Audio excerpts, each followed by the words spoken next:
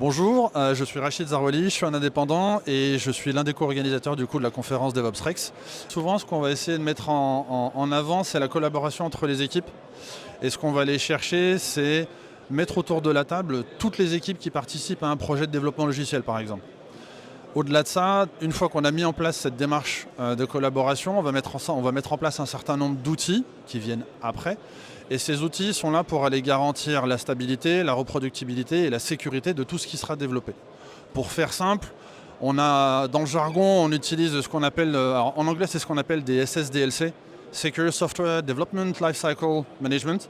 Et l'idée, c'est d'avoir tout un ensemble d'outillages qui vont permettre de suivre en fait l'ensemble du cycle de développement de l'application.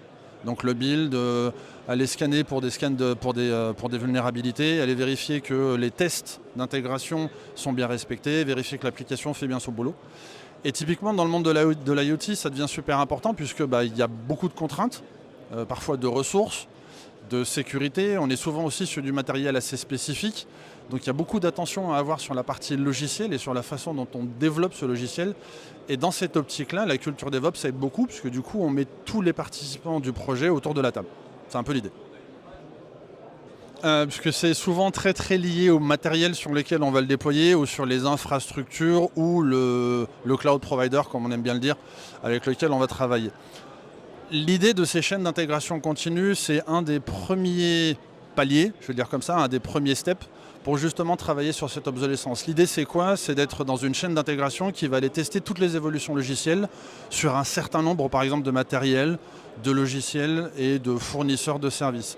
Ce qu'on va faire, c'est qu'on va prendre une version du logiciel avec un ensemble de batteries de tests qui sont déjà préprogrammés et on va dérouler tous ces tests sur par exemple, 3 types de matériel différents. Dans l'IoT, on va aller chercher du Raspberry Pi, on va aller chercher de l'ARM, donc vraiment des mainboards qui sont très légères avec peu de ressources. Et du coup, on va mettre ça en ligne, littéralement, comme dans une usine en fait. C'est un peu l'idée d'une usine, on va mettre ça sur un banc, on teste le logiciel sur tout ça, et on va aller vérifier que les évolutions matérielles ne viennent pas perturber le logiciel, et inversement, que les évolutions logicielles ne viennent pas perturber le matériel. Et encore une fois, l'idée du DevOps, enfin de la culture DevOps, c'est de garder vraiment tous les participants, développeurs, équipe de maintenance, équipe sécurité autour de la table, et puis de suivre en fait l'évolution du soft. C'est un peu l'idée. Bien évidemment, moi j'ai envie de vous inviter à la conférence. La conférence s'appelle DevOps Rex, mais on ne traite pas que du DevOps, on a de l'IA, on a de la gouvernance, on a aussi du SecOps, donc la partie sécurité. Donc voilà, j'espère vous y retrouver.